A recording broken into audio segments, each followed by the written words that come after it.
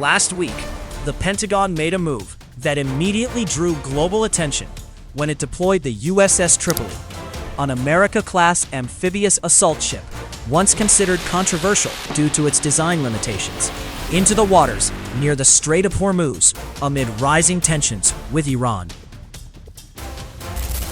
At first glance, many analysts believe this was nothing more than a routine deployment, part of the usual rotation of U.S. naval forces in the region. However, as more details began to emerge and the situation began to develop rapidly, it became increasingly clear that this was not a standard operation, but rather the opening phase of something far more calculated and potentially far more serious. Now, only days later, new reports confirm that a second amphibious assault ship, the USS Boxer, has been deployed alongside a full Amphibious Ready Group and supported by the 11th Marine Expeditionary Unit, transforming what initially appeared to be a single deployment into a coordinated buildup of forces in one of the most sensitive regions in the world. What's really going on behind the scenes? What is the Pentagon preparing? And why is America so bold in the face of the Iranian threat? This is the story behind the deployment of the USS Boxer and the USS Tripoli, two ships that could change the face of this conflict. To understand the significance of this development, it is important to look beyond the surface of these deployments and examine what these ships actually represent. The USS Tripoli, despite the criticism it faced early in its service, is a highly capable platform designed to project power through a combination of aviation and amphibious assault capabilities. During its recent movement toward the region, it carried approximately 2,500 Marines from the 31st Marine Expeditionary Unit, a force specifically trained to operate in high-risk and rapidly evolving environments where flexibility and speed are critical. These Marines are not designed for prolonged, large-scale warfare, but rather for rapid response missions that require precision, coordination, and the ability to adapt quickly to changing conditions on the ground. One of the most important capabilities that these Marine Expeditionary Units bring to the battlefield is their ability to execute what is known as vertical envelopment, a tactic that allows forces to bypass traditional coastal defenses by inserting troops directly from the air using MV-22 Osprey aircraft and heavy-lift helicopters such as the CH-53. This approach significantly reduces the risks associated with conventional amphibious landings, which are often slow and highly vulnerable to enemy defenses, and instead enables forces to appear in locations that are difficult to predict and even harder to defend. In a region like the Persian Gulf, where geography and defensive systems play a major role in shaping military strategy, this capability provides a decisive advantage. With the arrival of the USS Boxer, however, the scale and complexity of the operation begin to expand even further. The USS Boxer, a WASP-class amphibious assault ship, is designed to support a broader range of operations by balancing both aviation and sea-based assault capabilities, making it one of the most versatile platforms in the U.S. Navy's inventory.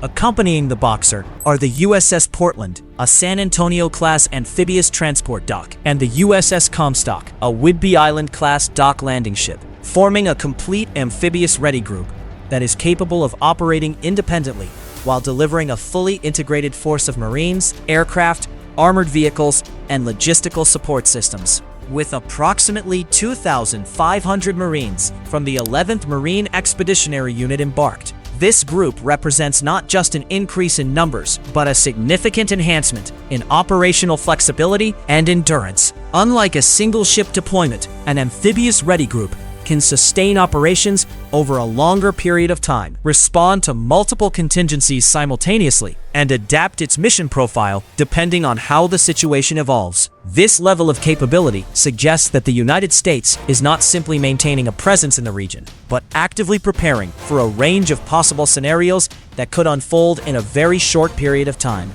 What makes this deployment even more significant is its apparent focus on Kharg Island, a strategically critical location in the Persian Gulf that serves as Iran's primary oil export terminal. The importance of this location cannot be overstated, as a large portion of Iran's oil exports pass through this single point, making it a vital component of the country's economic infrastructure. Any disruption to operations at Kharg Island would not only impact Iran, but could also send shockwaves through global energy markets, affecting supply chains and economic stability far beyond the region itself. As the USS Boxer moves closer to this area, it must operate within an environment shaped by decades of Iranian military planning and investment in asymmetric warfare capabilities. These include fast attack boats, anti-ship missile systems, naval mines, and layered coastal defenses that are specifically designed to counter larger and more conventional naval forces. In such a setting, the flexibility and adaptability of amphibious assault ships become critical advantages, allowing them to operate in ways that are less predictable and more difficult to counter.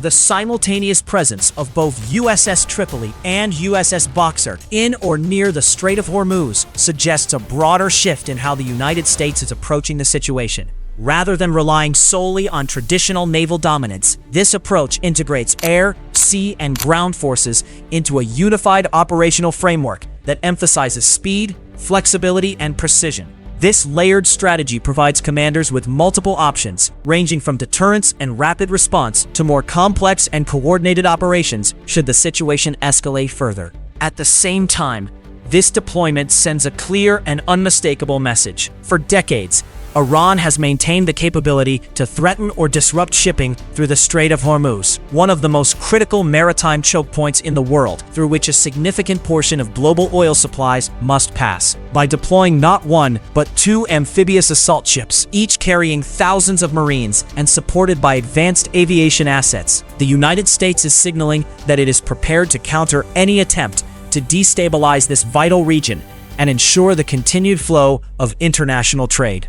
However, it is important to note that the presence of such forces does not necessarily indicate that conflict is imminent. Amphibious ready groups are often used as instruments of deterrence, providing a visible and credible capability that can influence the behavior of potential adversaries without the need for direct engagement. Their versatility allows them to respond to a wide range of situations, from humanitarian assistance and evacuation operations to limited combat missions, making them an essential tool in managing uncertainty in volatile regions. Even so, the scale, timing, and coordination of these deployments raise important questions about what may come next. The fact that two major amphibious forces have been positioned in the region within such a short time frame suggests a level of urgency that goes beyond routine military planning. It indicates that the United States is not only observing developments, but actively preparing for multiple possible outcomes, some of which may require rapid and decisive action.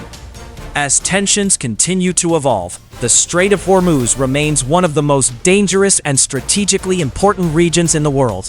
What happens here in the coming weeks and months will have far-reaching consequences, not only for the countries directly involved, but for the global community as a whole.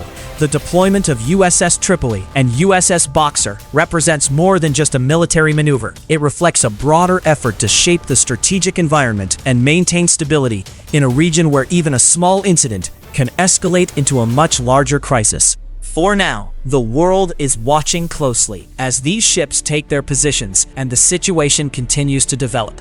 Whether this buildup will serve as a stabilizing force, a strategic warning, or the early stage of a larger confrontation remains uncertain. What is clear, however, is that this is no longer a routine deployment, and whatever happens next will be shaped, in part, by the presence of these two powerful amphibious assault ships operating at the center of one of the most critical geopolitical flashpoints on the planet.